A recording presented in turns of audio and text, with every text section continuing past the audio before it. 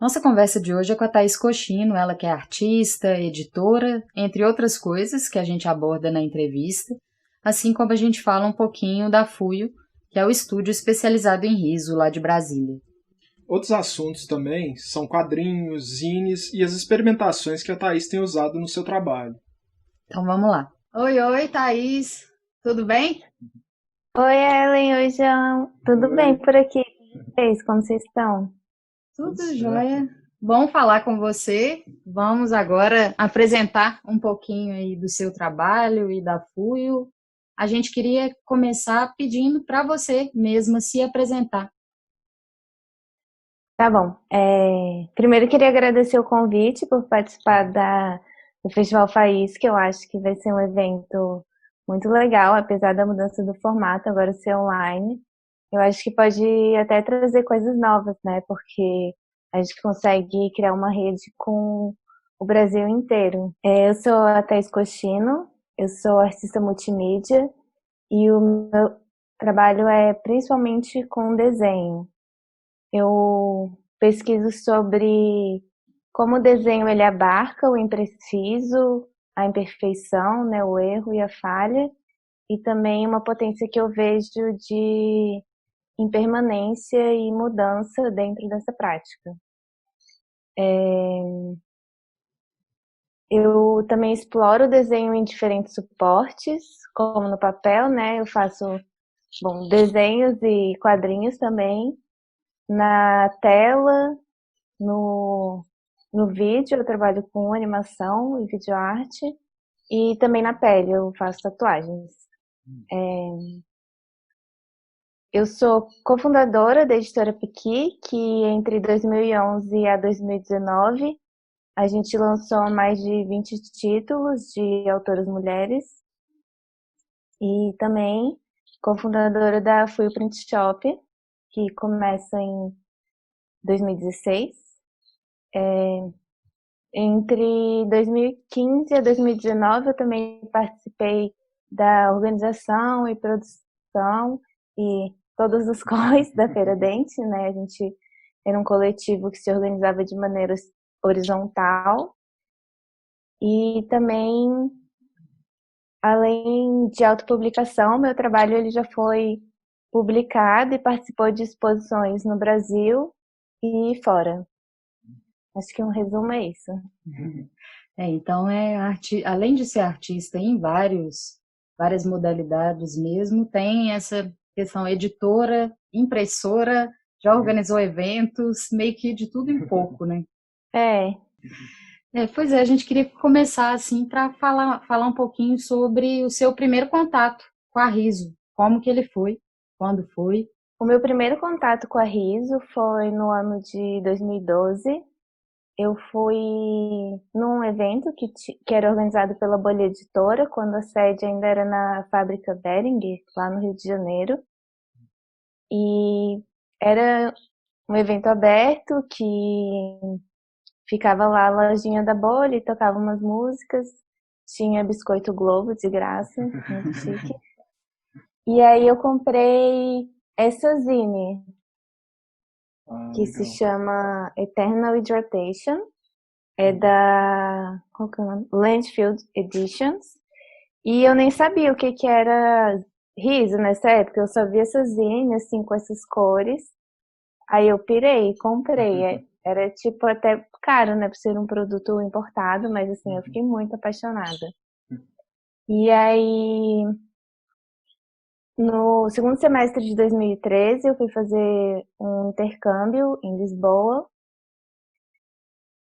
Eu acabei conhecendo o Marcos Farrajota, que é o editor da Chile com Carne, que é uma editora lá de Portugal. E ele convidou eu e a Lívia Viganó, que era também que fazia a Piqui comigo, para a gente ir para o Festival de Anguleme. E quando eu cheguei lá, assim, a Riso já era um acontecimento na Europa, né? A partir de... Começa em 2008, em 2012 eu acho que já era algo mais comum, então, principalmente por eu ter ficado nessa parte independente de Anguleme, né, junto com ele e outros editores europeus, eu entrei muito em contato e, assim, pirei, ficava maravilhada mesmo, assim, com as cores. Também lá eles têm mais acesso a cores, né, e aos suprimentos.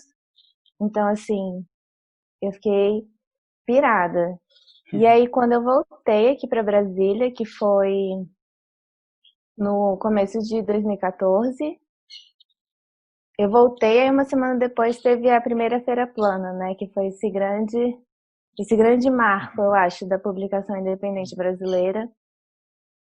E também era meio que quando a Meli Melo começou, né?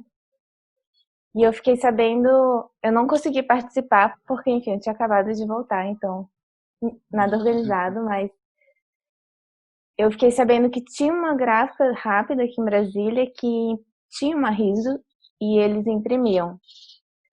Aí eu fui lá e eu imprimi a minha zine que se chama Umbigo. Mas é engraçado porque eu cheguei para falar com... Foi até uma mulher que me atendeu, aí eu falei, não, é que eu quero imprimir assim, imprimir 3 cores, vou fazer uma zinezinha e tal. Aí ela ficou me olhando, ela falou assim, eu imprimo, mas não dá para imprimir mais de uma cor. Aí eu falei, moça, dá. Que ela não é para isso, né? Não é possível, mas vai ficar tudo estranho. Eu falei, sem problema, eu vou pagar, juro. E aí foi quando eu imprimi um Beagle, a primeira edição, que é essa aqui. Que foi impressa em verde, vermelho. Essa já tá um pouco desbotada, né? Já é antiga, enfim. Vermelho e azul. Aí o vermelho eu uso ele com uma porcentagem de tinta bem baixa e ficou esse rosinha, assim, meio que é a cor da pele da pessoa. Só que depois, assim, disso, a riso deles quebrou e nunca foi consertada, assim. Tinha épocas que eu ligava todo mês. Eu falei, a riso já tá? Consertaram? E eles, tipo, não, ninguém usa essa máquina, sabe? Então eu queria muito imprimir, assim, só que acabava sendo um pouco caro e difícil para mim imprimir em outro estado. E aí eu fiquei pesquisando no Mercado Livre, na LX, duplicadores risográficos. Nesse meio tempo, eu também entrei em contato com a Estelle Flores, da Selva Press, e imprimi outro trabalho em riso, que foi um pôster da minha zine Coral, que agora eu vendo eles juntos, né? Foi 2014 também? Eu acho que foi 2015. E aí eu ficava nessa de ir procurando, e às vezes aparecia, mas era super caro. Até que em 2016, assim, eu acho que foi em setembro ou outubro, eu achei uma muito barata. Ela era antiga, mas super barata.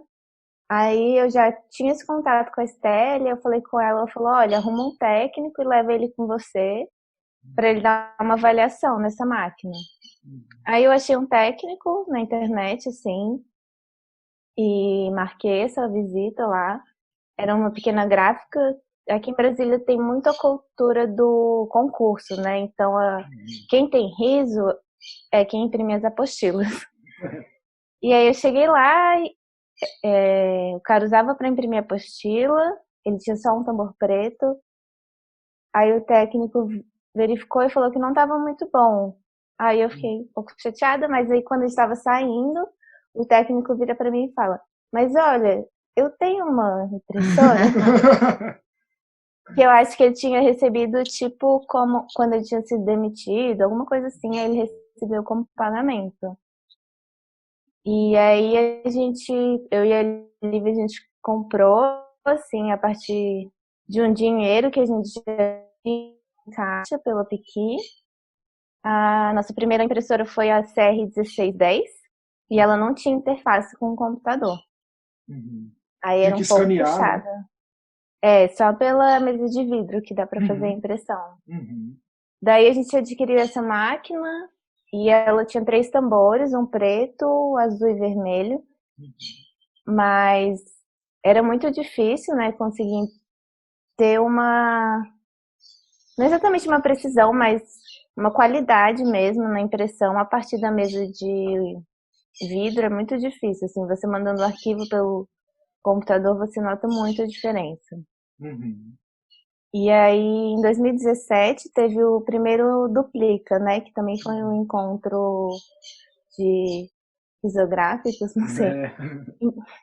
E Esse foi o aí, primeiro, né, a abordar esse tema, foi o primeiro encontro por meio de foi, workshops e debates com vários aí dos Riso sim, Masters.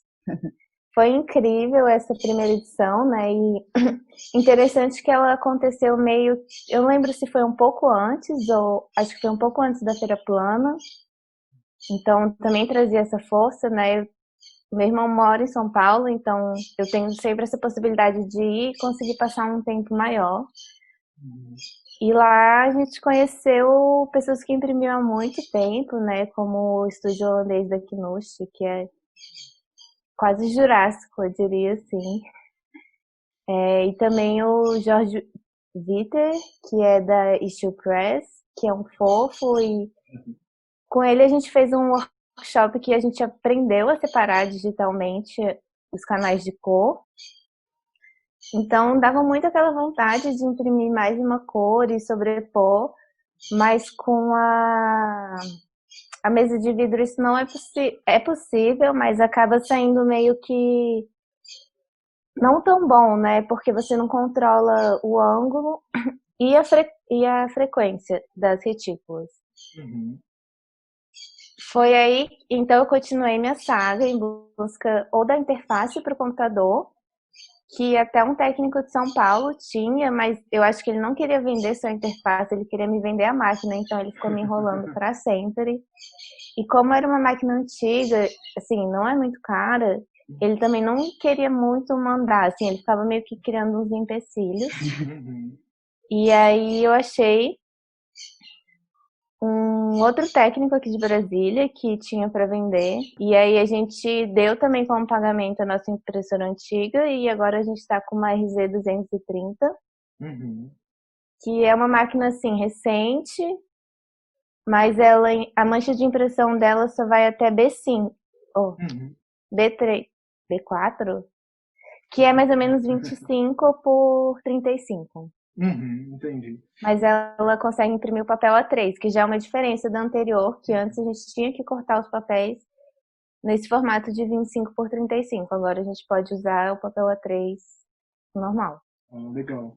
E como é que você, falando assim, específico da Fuyo, como é que você definiria a Fuyo, assim? Porque eu vi que você fala sobre ela como uma mini gráfica de isografia, né? Mas como vocês também tinham a Piqui e aí passou até a Fuyo também, como é que isso se embrenhava, ou se a Fuyo era só uma gráfica, eu digo assim, né? Se ela era uma gráfica para fazer trabalhos para terceiros, como é que funcionava isso? Como é que funciona? A Piqui e a Fui, eu acho que elas são indissociáveis, né? Uhum. A Piqui foi um projeto que eu comecei junto com a Lívia Viganó em 2011, quando a gente lançou a nossa primeira zine, que foi Piqui com Açúcar 1. Então, bom, vocês fazem zine, né? Vocês sabem também que, tipo, a grande questão da zine muitas vezes é pagar a impressão. Então eu vejo a Fuyo muito como talvez um caminho em que a gente conseguiu também ter domínio do meio de produção do que a gente vinha produzindo, né? Que eram publicações impressas. Como também era difícil esse acesso para mim a impressões de risografia ou às vezes sair acima do orçamento que eu tinha disponível, eu vi como essa grande solução, né? De poder imprimir minhas coisas e poder experimentar. E também é uma coisa que a gente não consegue muito fazer, né, na gráfica. Porque, enfim, os profissionais não são bem pagos e às vezes são meio rabugentos e eles querem fazer o que eles sabem que já vai dar certo. Ter essa Agora, autonomia para cuidar do processo como um todo para as publicações da Piqui. então eu acho que talvez tenha sido um projeto um pouco megalomaníaco, mas vem dessa vontade, assim, de conseguir ter domínio e controle das etapas de produção. Por que um pouco megalomaníaco? Porque eu sou autora, eu sou designer Eu sou impressora, eu faço os acabamentos, a divulgação e vendo. É muita coisa. Um pouco intenso, às vezes, eu acho. Não, total. Mas também acho que a partir do momento que a gente conseguiu ter essa liberdade, também foi uma chance que a gente encontrou de conseguir publicar outras autoras, de forma também a conseguir remunerar elas de uma maneira mais honesta e que eu considerava mais justa, né? Porque acaba que o preço da impressão acaba sendo muito reduzido e a gente não precisa investir um dinheiro na hora, né? Tipo, não precisa pagar uma gráfica para imprimir, a gente pode imprimir e ir se pagando com mais calma e pagando a autora também um pouco mais. Mas aí a Fuio, ela, então, seria para fazer esses trabalhos de vocês mesmo, assim. Então, ela não serve como uma gráfica que as outras pessoas, por exemplo, que moram em Brasília, acessam para imprimir um trabalho em riso. Ou também é isso? Também é isso, mas eu acho que a gente nunca conseguiu organizar exatamente para ser as duas coisas, né? Por isso, porque a gente estava cuidando de uma editora, eu também estava seguindo a minha carreira artística. A Lívia, na época, estava fazendo um mestrado na universidade. Então, acaba que ela é um projeto, né? Mas eu acho que não se coloca, talvez, como outras print shops do Brasil que oferecem esse serviço mesmo. Assim, a gente já imprimiu para outras pessoas, mas principalmente pessoas mais próximas mesmo, amigas, que chegam e falam, eu tenho um projeto, você acha massa? Ou, por exemplo, uma vez a gente fez também todo o material de divulgação de um colóquio do grupo de pesquisa da Lívia, ou para a própria Dente, né? Desde o momento que a gente tem a impressora, a gente também passa a imprimir o que é possível se imprimir na Riso, né? A programação, os crachás. Então, eu acho que eu presto serviços para fora, mas eu nunca consegui estruturar mesmo uma forma que eu acho exatamente que eu consiga também receber tanta demanda, né? Teve esse período inicial mais intenso, assim, e vocês passaram também a dar oficinas, a fazer várias coisas na FUIO, até que vocês deram um intervalo, né? Eu queria falar um pouquinho com você, tanto desse período também de formação, de fazer oficina de zine, de impressão, quanto de como que foi caminhando para vocês darem uma repensada, como que aconteceu isso? Sim, no começo, né, daí a gente tinha essa ideia também de conseguir um dinheiro imprimindo para fora, mas foi percebendo que isso não era possível, então a gente queria encontrar outras maneiras também para não deixar a máquina tão parada. Uma outra coisa interessante que acontece a partir do momento em que a gente tem a impressora é que a gente precisa de um espaço, né, fora de casa, um ateliê para poder... Enfim, a gente precisa de espaço para imprimir, tem que ter estoque de papel, a guilhotina e tudo, né? Então, a gente formou um espaço que era principalmente formado por mulheres, que foi a Gruta. E lá foi onde a gente deu a nossa primeira oficina, que a gente imprimiu.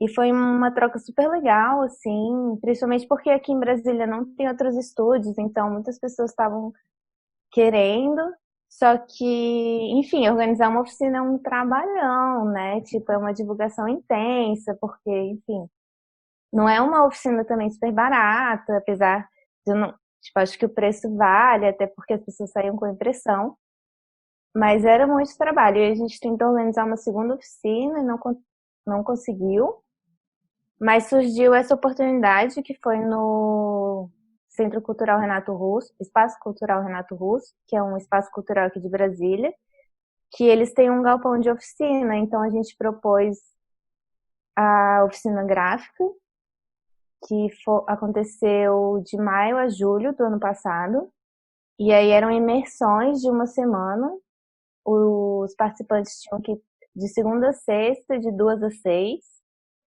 e a gente dividiu em 2 módulos, o primeiro era zine, e o segundo era pôster.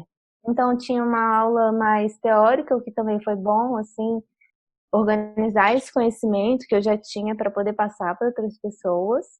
E tinha essa parte prática, que aí é tipo, se vira nos 30, porque cada pessoa tem uma ideia e uma vontade, mesmo você falando, não faz isso, vai dar errado, aí a pessoa faz. E de lá surgiram propostas muito legais, assim. E eu acabei gostando, assim, eu achei que eu nunca ia gostar de dar oficina, e na verdade eu acho que é um espaço de troca muito interessante. Eu aprendi bastante, espero poder ter ensinado também para os participantes. E depois também a gente deu uma oficina na Dente, que aí foi legal porque já eram pessoas mais ligadas a esse mundo da publicação, então foi uma troca bem enriquecedora. Eu e a Lívia, a gente tinha piquia, foi juntas, e além disso nós também éramos um casal. Ano passado a gente acabou se separando, então já ficou uma coisa meio, vamos decidir, né, de fazer. A piquia a gente decidiu encerrar mesmo. Ainda vai ter um anúncio oficial, um saudão, mas a pandemia É tá um pouco difícil, esse ponto final, assim, de anunciar é difícil, né? E a Fuio também eu assumi, assim. Comprei a parte da impressora e agora eu tô comandando. Retomando. Eu acho que a Faísca vai ser uma ótima oportunidade, sim, também, de retomar e entrar em diálogo e conhecer outras pessoas que também querem trabalhar. E agora a gente está virtualmente aí no seu ateliê em casa, com a participação de Daiane, é isso? Daiane, a minha amiga, tá bem ali. Fiz aqui um mise-en-scène, né? Pois é. Porque normalmente o ateliê não é organizado assim. Thaís, você estava falando dessa questão das oficinas, workshops aí em Brasília. Brasília é uma cidade que tem uma cena muito forte de artes gráficas, né? Pelo menos assim, nos últimos anos, essa cena movimentou muito assim aqui no país. Por causa de eventos, né? Igual você falou da Dente, tem a Motim também, tem diversas publicações. Como é que essa cena insere nesse momento da Riso, assim, aí? O pessoal tem usado a Riso? Como é que é? As pessoas não usam muito, assim, apesar de Brasília, eu acho que a gente tem sim uma cena e tem vários autores que a gente vê não só aqui, mas também em outros eventos pelo Brasil. Acaba que o público daqui ainda não quer gastar tanto dinheiro, né? Eu sinto que às vezes parece que aqui eu vendo caro e em São Paulo eu tô vendendo barato. Então, muitas pessoas, tipo, nessa época que a gente estava tentando imprimir mais para fora, entravam em contato e a gente passava o orçamento, nunca mais a pessoa respondia. Então, eu acho que acaba ainda sendo um investimento e muitas vezes as pessoas acham que vai sair mais caro do que você imprimir colorido, né? O que às vezes não sai, né? Depende de você usar com essa inteligência a impressora que você tem. Mas, como também eu acho que as pessoas não têm muito esse conhecimento, né? De como potencializar a Riso de uma maneira que saia mais barato. Acaba que a gente não tinha tanta procura, assim, no final das contas, apesar de ter tantos artistas aqui. Mas aí em Brasília tem algum outro estúdio de rios que imprime em rios também, além da Fuio, ou não? Não que eu saiba, assim, não para fora. Entendi. Além disso, eu queria ver com você também em relação a, igual a gente está falando dessa cena de zines e tudo mais, como é que essa parte insere no seu trabalho mesmo, assim, porque você tem oficinas de zine, né, tem a própria Alteafuio, né, e a Piqui e tal. Como é que isso funciona para você, assim, em termos de pensamento como artista? Difícil, sim. Às vezes, eu acho que eu ainda estou encontrando esse caminho, né, porque a publicação, ser publicadora tem muito a ver com artes. Mas aí já não é aquela coisa artista, né? E principalmente eu acho que por eu estar nesse universo dos quadrinhos e da ilustração, às vezes eu não consigo muito bem encontrar, mas eu acho que a Zine foi o primeiro suporte, assim, que eu entendi que meu trabalho poderia ser veiculado. Então ela é muito importante para mim e a partir disso eu começo a pesquisar e consumir, procurando sempre explorar, né, as possibilidades que tem nela. Eu acho que, de certo modo, o que a Zine mais me ensinou, muito mais do que só pro artístico, mas talvez para a vida, é que a gente faz, né? Às vezes não sai do jeito que a gente quer, às vezes a impressão sai muito ruim, às vezes a gente vai refilar e corta o texto, mas tudo bem, sabe? É uma zine, eu agora, semana que vem faço outra zine, já aprendi uma coisa e vai dar melhor. Então eu acho que a publicação para mim é bem esse lugar, assim, que eu aprendi isso, a não ter talvez tanto apego e tanta vaidade à minha produção, até porque muitas vezes esses defeitos que a gente vê, a outra pessoa não vê. Não vê. O público não vê, assim, tipo, eles não vão saber que cada zine tá de um tamanho. Porque eles vão ter uma zine no máximo, né? Eles não vão ter um bloco de zines que nem a gente tem, então... E às vezes, se ficarem sabendo, vão achar isso interessante, né? Sim. Cada uma peça única, né? É.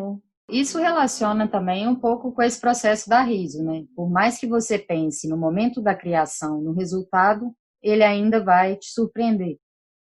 Sim, eu acho que a Risa tem tudo a ver com o universo das zines, assim.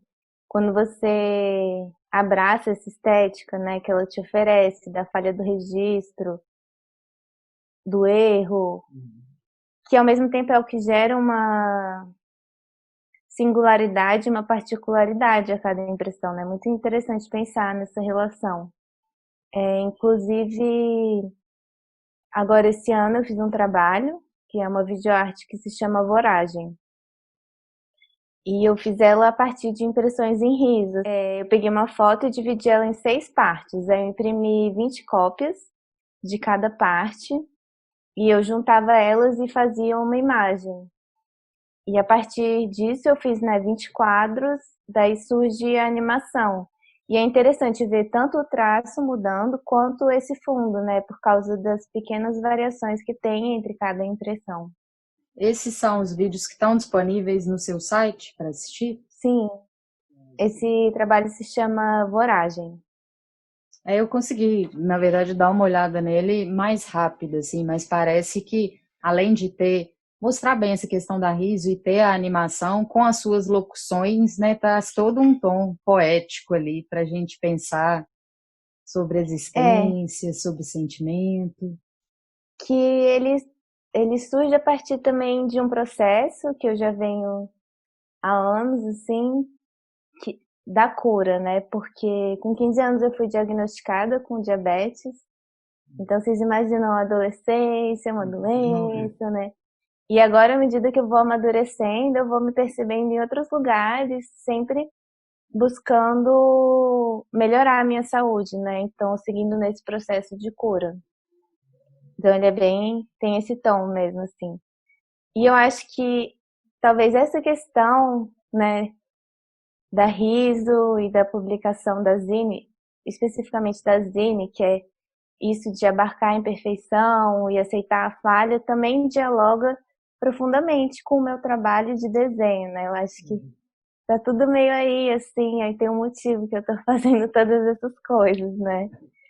Que eu acredito muito, assim, que a partir do momento em que você aceita, as coisas ficam bem mais fáceis, né? E não aceitar num sentido violento, né? Quando você é obrigado a aceitar algo, mas aceitar porque você entende que aquilo é o momento e que vai mudar. Aceitar por uma vontade de aceitar também. Isso. Bem legal. E você estava falando nessa questão do desenho, você tem feito, né, umas lives de desenho, né? A gente tem acompanhado, assim. Como é que foi a ideia de fazer essas lives? O que você está achando de fazer isso? É porque eu desenho bastante, assim, e agora eu só posso desenhar sozinha. Sinto muita falta de desenhar com as minhas amigas, sei, encontrar, né? Acho que como todo mundo. E eu acho que por grande parte da minha vida eu achei que eu era uma pessoa muito tímida e que não falava muito. Acho que pessoalmente eu ainda tenho mais essa trava, mas online eu me descobri uma pessoa bem faladora. Então, um curso assim, aí eu percebi que eu era a pessoa que talvez mais comentava e não sei, pelo menos pra mim, meus comentários eram pertinentes, tipo, eu não tava falando qualquer coisa. Aí eu pensei, olha, eu acho que eu tenho sim algumas coisas pra falar e posso conversar aí. E foi uma ideia que me surgiu de compartilhar esse momento do desenho, também um momento que se torne uma distração, né? Porque eu acho que tá muito pesado tudo. Então eu sempre tento manter um clima leve, fico falando umas besteiras que vêm na minha cabeça, assim, sem ser muito sério, que também é um pouco do meu estilinho, assim. Eu tenho essa cara um pouco séria, mas eu também brincalhona, sagitarianja. E acaba tá sendo um processo assim com as pessoas, né? Você tá lá fazendo, alguém comenta como é a tinta na tela, sobre usar a água ou não, enfim, dá para ter essa troca, mesmo que mais É, distante. e essa troca é muito legal, assim, porque a minha formação foi em cinema, na UNB, né? Eu sou formada em comunicação social com habilitação em audiovisual. Então, querendo ou não, esse conhecimento de material e até mesmo, não sei, as pessoas que fazem artes, elas têm matérias de pintura, então elas têm as possibilidades de ir experimentando. Eu acho que é um momento em que eu posso ir experimentando e se alguém tiver uma dica, eu sou super aberta a dicas. Amo dicas. Legal. E o que é desenhar como atividade paranormal? O Desenho Paranormal é um projeto da Power Paola, que é uma quadrinista aqui da América Latina. Acho que junto com 3 ou 4 artistas. E a ideia é toda quinta-feira, você, ao meio-dia, horário do Brasil, né? Tem algumas variações. Você senta e você se conecta a todo mundo que está desenhando. E eu acho isso uma experiência muito doida, assim. Eu não sei o quanto que é real, ou quanto eu sempre me imagino chegando numa mesa muito grande, cheia de gente que eu não consigo muito bem ver a cara, e tento trocar uma conversa, assim. Mas eu acho que é um tipo como você entrar num outro estado mental, né, para desenhar. Por exemplo, prática do desenho de mandala, né, que os monges entravam nesse estado meditativo para desenhar. E daí eu acho que quando eu desenho, exige uma concentração, tanto que às vezes até na live eu não consigo falar porque eu tô concentrada. E aí o desenho paranormal é você direcionar essa concentração também para tentar essa conexão com outras pessoas.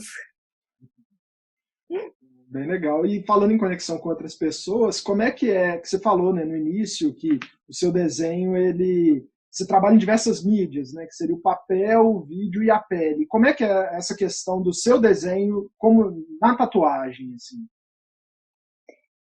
Eu tatuo já, acho que vai fazer 3 anos, ou fez 4 anos agora, perdi. E a tatuagem também mudou a minha relação com o desenho, porque foi um momento. Eu já vinha publicando no Instagram com o tempo, assim, mas é uma outra relação que você tem com uma pessoa que se conectou com o desenho tão intimamente que ela quer ter aquilo na pele, né? Então, acho que foi um momento de ver uma potência no meu desenho que talvez eu não visse muito antes, mas que já estava lá, que é dele ser torto, troncho, meio estranho, as pessoas acabavam se identificando e isso me faz pensar que botar esses desenhos, essas imagens no mundo, elas permitem com que as pessoas acreditem ou percebam outras possibilidades, né? Dentro da imagem, e daí também eu acho que parte para a vida, né? Da gente e revendo e repensando as práticas que a gente tem, de acordo que a gente consiga talvez cada vez mais alinhar elas com o que a gente considera que é o melhor se fazer. E aí, às vezes eu acho que as pessoas elas estão muito no automático, e o meu desenho ele vem de encontro a isso, assim. Tipo, se você olhar no automático, talvez você ache que é fofo, talvez você não entenda. Mas eu acho que quando tem esse olhar com atenção, né, com a disponibilidade para um diálogo, as pessoas acabam se encontrando. E muito interessante também que às vezes eu fazia um desenho com uma ideia e quando eu ia tatuar na pessoa significava outra coisa para ela. E ver também essa possibilidade de plurissignificação eu percebi como uma potência e agora eu tento sempre provocar isso, assim. Então, Thaís, em 2017 você foi uma das selecionadas da Desgráfica, né? Para lançar, você lançou Ainda Ontem, é isso mesmo? Isso. Como é que foi esse trabalho? Depois eu vi que você lançou também uma segunda edição dele, né? Como é que foi, assim, essa história? O Ainda Ontem foi um quadrinho que eu comecei em 2016 e a minha ideia era escrever ele na digital da Desgráfica de 2016, mas no final não deu tempo. O que foi bom porque eu pude ficar com ele assim por um ano e depois, quando veio o edital, eu acho que eu consegui rever algumas coisas e melhorar certos pontos da história que eu acho que ainda não estavam tão fortes. Mas ele é um quadrinho, eu acho que um pouco triste e super distópico, né? Se passa em uma outra realidade, em que as crianças nascem em par e elas têm que escolher, uma não consegue escolher e fica perdida. E essa ideia, na verdade, eu acho que eu comecei essa ideia em 2015 no FIC, que eu lembro de estar conversando com os meninos que trabalhavam na bolha na época e eu contei para eles essa história. Só que depois ele veio com essa estética que acabou sendo a final, né? Que o que eu fiz foi pegar fotografias de um jornal japonês que meus avós assinavam. E quando eles vieram morar aqui em casa, a gente mudou a assinatura para cá, mas eles já estavam assim bem velhinhos e não davam mais conta de ler, então esse jornal ia empilhando, né? E eu achava muito interessante as imagens que tinham, e eu fui guardando essas imagens. Aí eu peguei elas, dividi por temas, assim. Então cada arco do quadrinho, eu diria, tem um tema de imagem. E eu fiz uma pintura com tinta acrílica por cima, fazendo aquela mancha branca, né? E como eram imagens de jornal, assim, bem pequenininhas, quando eu amplio elas para o tamanho A4, você consegue ver a retícula e muito mais a textura da tinta também. Aí eu colocava o desenho que eu tinha feito a lápis digitalmente por cima. E aí eu acho que foi o maior quadrinho que eu já fiz. E eu gosto muito dele, assim, é um projeto que eu tenho muito carinho. Quando eu fui selecionada pela Desgráfica, eu fiquei muito feliz. E eu entendi também que, enfim, aquele prêmio, né, as 50 publicações com capa dura de serigrafia, eu achava que eu tinha que fazer valer ele. Então, no momento que eu fui selecionada desse dia, eu pensei, eu vou vender caro. Ao mesmo tempo que eu queria que muitas pessoas tivessem acesso. Quem quiser ler, está disponível no meu site também para download. Então eu fiz essa outra versão, que eu fui no Xerox, e aí saiu assim, bem barata. No final o acabamento deu um pouco mais de trabalho que eu fiz, que foi colocar o papel do ladinho, assim, né, o papel vermelho, então.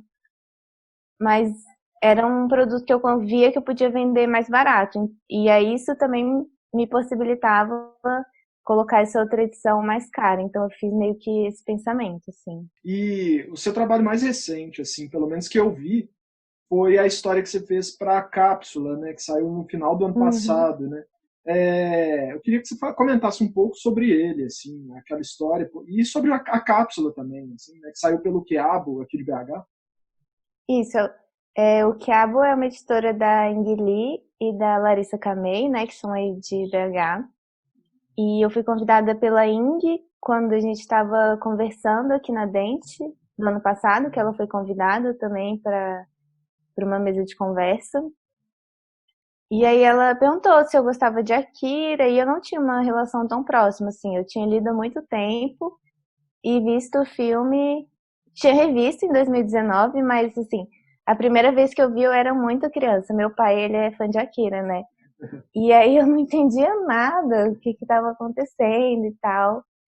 E aí foi um momento em que eu reli, né? Eu peguei os gibis do meu pai e reli. E também, no meio desse processo, eu fui para o Japão. Então eu ficava assim, 2019, eu tô no Japão, Neo Tóquio! E relendo os quadrinhos, eu encontrei essa potencialidade que eu venho desenvolvendo, assim, essa pesquisa da impermanência. E eu medito também, então tem toda essa coisa da atenção plena e da força da nossa mente. E eu acho que é algo que ele trabalha muito no mangá, né? Que a gente não vê tanto no filme, porque o filme também acaba antes de começar toda aquela onda, né? Pós-explosão. E a minha ideia foi pegar quadros que eu gostava do próprio quadrinho e textos e fazer um grande remix, assim, fazer essa brincadeira. Aí eu montei e depois redesenhei ao meu estilo e alterei pouquíssimas coisas, assim, no texto. É quase todo o texto original do mangá mesmo. E aí eu acho que talvez seja uma espécie do grande resumo, assim, que eu vejo. Acaba que a sua relação com o Japão, ela vai passando vários momentos seus, né? Eu acho que seu primeiro trabalho foi por um estúdio japonês. Como que é isso, assim? Ah, eu tenho ascendência japonesa, né? Então, eu acho que muitas vezes, para quem tem uma descendência asiática e cresce fora de uma comunidade dessa ascendência, a gente acaba se sentindo meio deslocado e retomar esse lugar e permitir esses encontros, né, com a minha ancestralidade foi algo que eu vi que era muito importante, principalmente depois da morte da minha avó, assim, que era o símbolo dessa minha ancestralidade, né, era minha avó.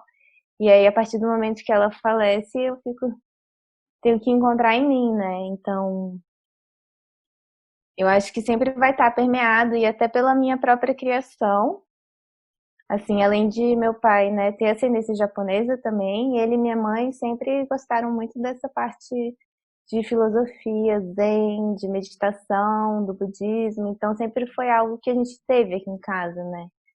Que eu percebo que é muito diferente da criação quando você tem valores judaicos cristãos mais fortes, né?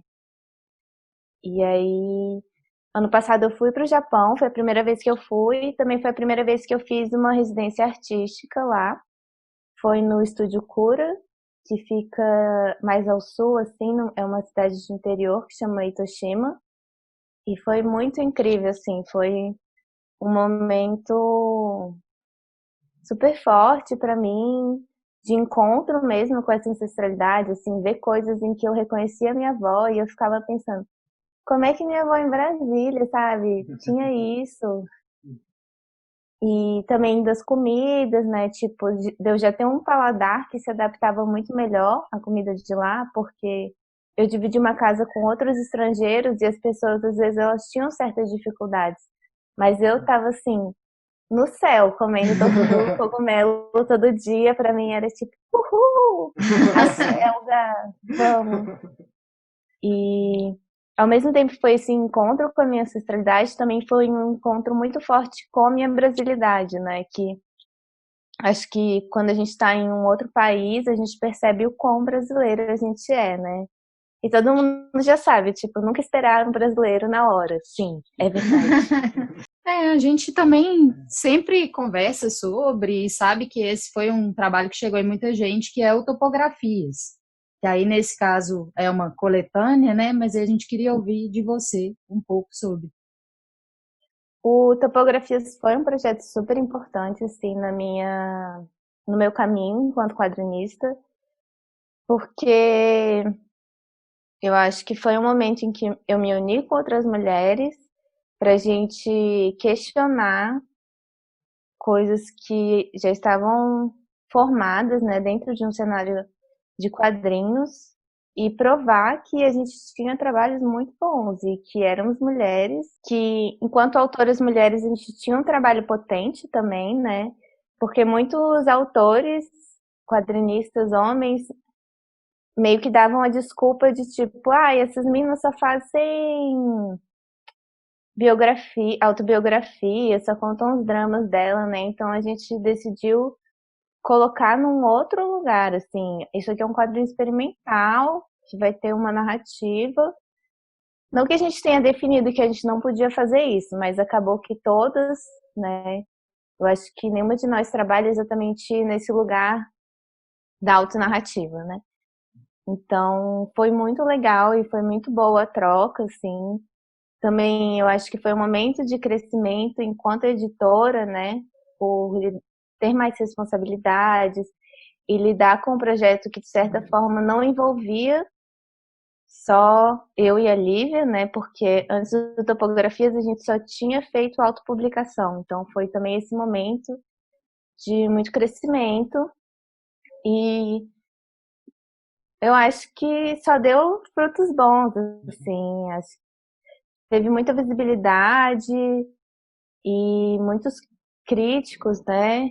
Também falando que era uma publicação potente. Eu acho que foi uma pequena transformação, assim. E aí foi um projeto bem que nós autoras coordenamos, decidimos o tema em conjunto, que seria do percurso e da passagem. Definimos que seria impresso em ciano e magenta e um número de páginas, né? Acho que era entre 6 e 10. E a partir disso, cada uma pôde criar a sua história. A minha história é Ateneusca, que também se passa em um outro universo,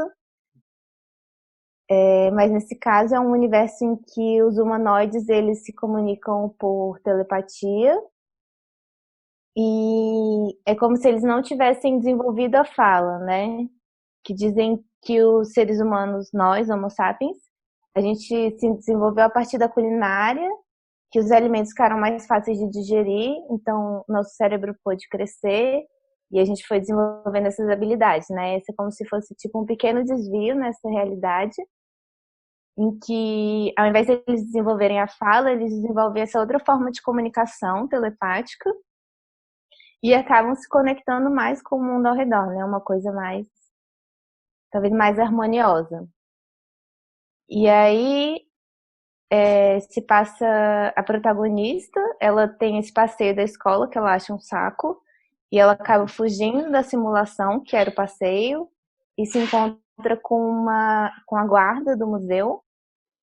E aí elas têm um pequeno diálogo, assim, e a protagonista acaba entrando nesse lugar que se chama a Sala do Amanhã. No diálogo que ela tem com a guarda, ela pergunta por que a guarda não tem um dedo. E a guarda responde, me tomaram por ser mulher. É algo bem sutil, assim, que eu coloco, mas eu sempre fico imaginando, né? Acho que, enfim, infelizmente existem muitas mulheres que não são vistas enquanto mulheres, né? E são mulheres. Eu acho que isso sempre é algo importante de ser pontuado, porque eu acredito que a gente deve ser quem a gente é e ser respeitado por isso.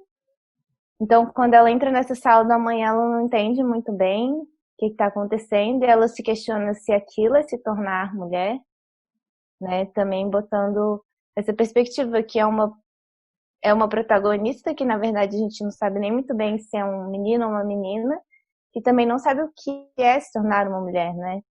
Eu acho que, quem sabe? Não sei. E eu gosto bastante do final desse quadrinho, que ela fala assim, parece que tem alguém aqui. E ela pergunta, oi, você consegue me ouvir claramente?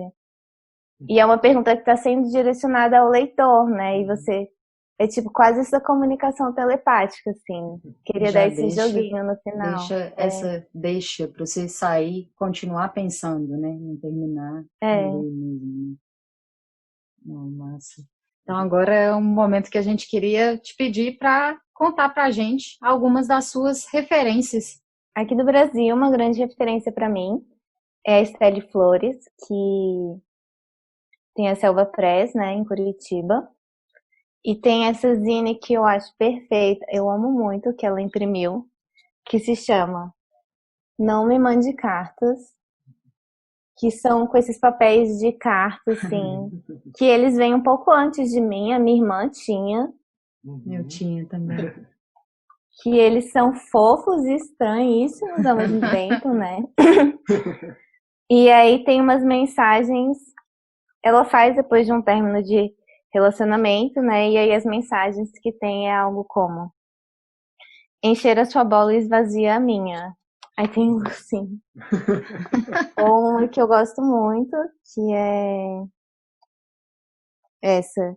Eu toco meu pianinho melhor sozinho. Aí tem o gatinho tocando piano. E eu acho que o trabalho que ela faz com a selva também é muito incrível, assim, ela aposta em cores diferentes e projetos às vezes bem ousados. Então é uma grande referência para mim. Outra referência para mim é a Laura da Vinha, né, que antigamente tinha o Estúdio Aurora, hoje em dia ela tá com um parquinho gráfico, que é um projeto muito interessante, que fica na Casa do Povo.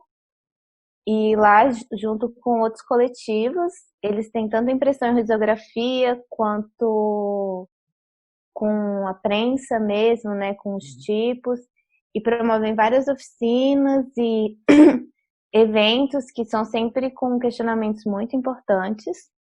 Então, eu também separei duas coisas dela.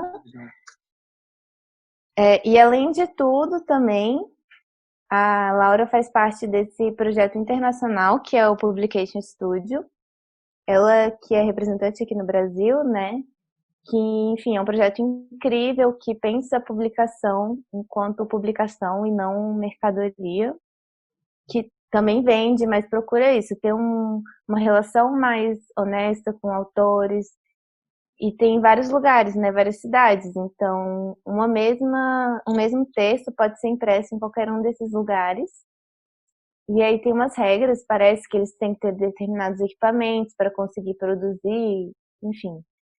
Um que eu amo muito é esse, que é um convite à ternura radical, que é um manifesto escrito pela Dani Demille e da Vanessa Andreotti.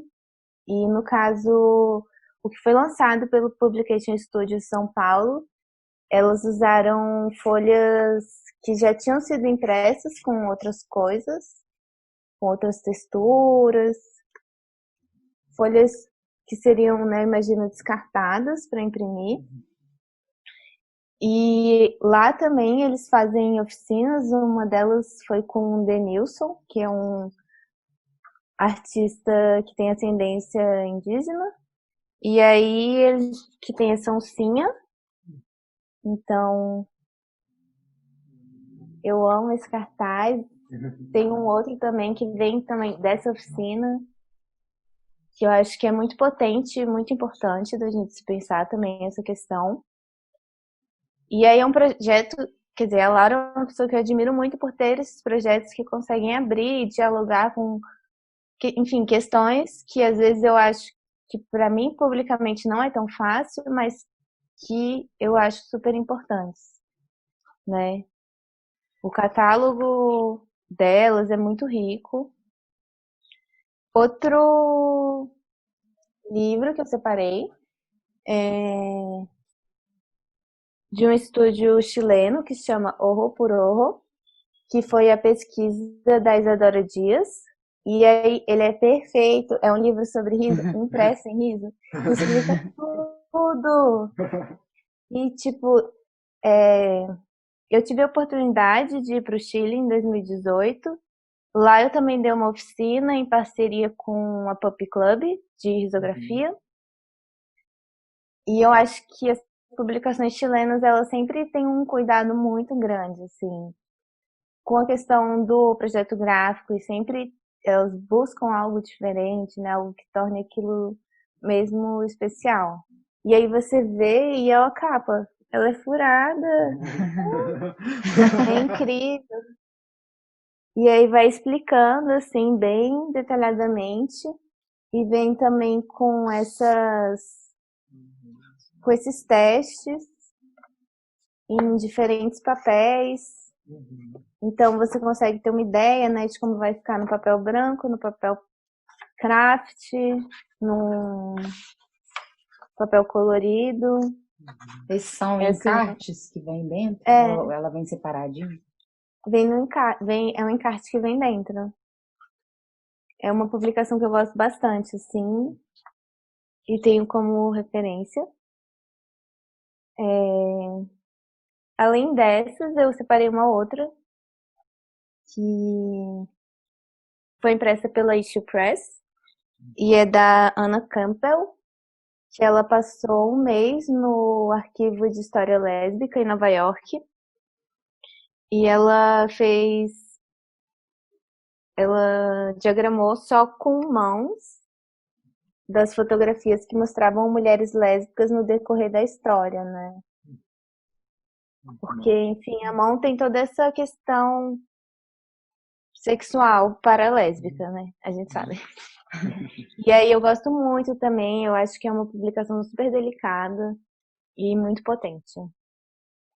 E deixa eu pensar, mais de referências, eu acho que é muito importante a gente tentar também manter nossas referências, pessoas que estão perto da gente, né?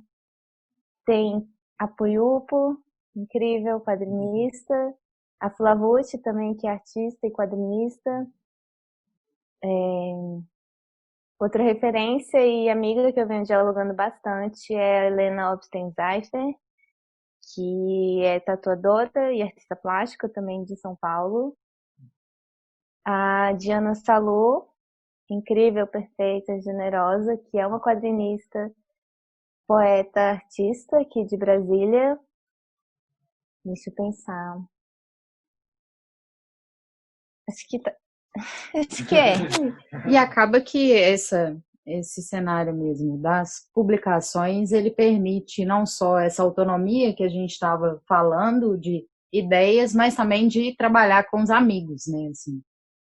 Sim, eu acho que o cenário da publicação independente, assim, ele se dá de uma forma que, enfim, apesar de tudo, eu sinto que é muito acolhedor, né? Porque, no geral, nas feiras, você vai falar com outro expositor, vocês estão dividindo esse sofrimento de estar na feira, né? Sabe o que um está passando, então sempre acaba tendo essa conversa, e eu acho que uma abertura maior também, assim, pensando dentro de outros ambientes profissionais, que eu não passei, mas tenho amigos e tal, que tem uma coisa competitiva muito forte. Eu sinto que dentro da publicação independente a gente tem mais uma vontade de contribuir, de fazer junto, porque a gente sabe que se uma editora independente, enfim, tiver sucesso, as pessoas vão querer começar a procurar e não é exatamente uma competição, né? Mesmo quando a gente está lá na feira vendendo, você não está competindo para vender com outra pessoa.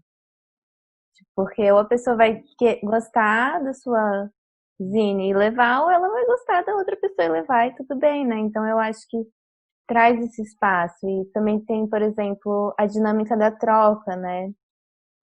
Que às vezes você... muita coisa, né? E você trocar sem ter essa questão do dinheiro, né? Você pega uma zine e troca com outra pessoa por outra zine. Eu acho que isso também traz uma outra relação. Eu acho que é isso, assim, bom saber que nesses tempos que a gente está sem esses eventos presenciais, esses encontros como as feiras, que o digital está funcionando para você, que você foi descobrindo essas formas mesmo de se expressar e de passar esse tempo, que é um pouco do que a gente quer também com esse festival.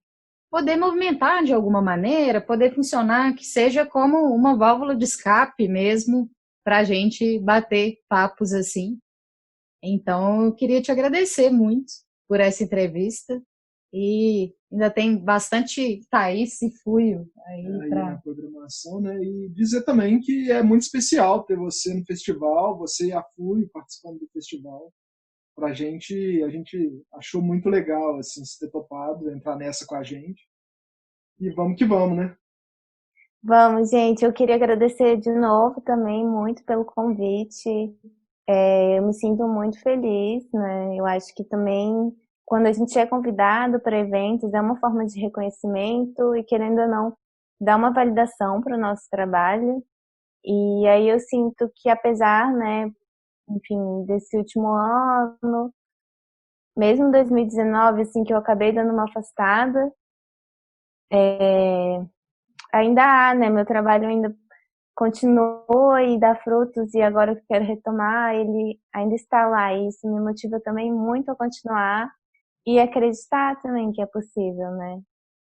E estou muito animada para os nossos próximos encontros e para a oficina, eu acho que vai ser bem legal.